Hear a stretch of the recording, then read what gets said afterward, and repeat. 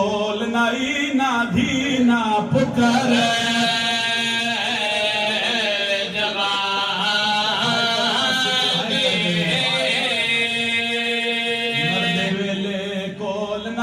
कोई धी ना पुत्र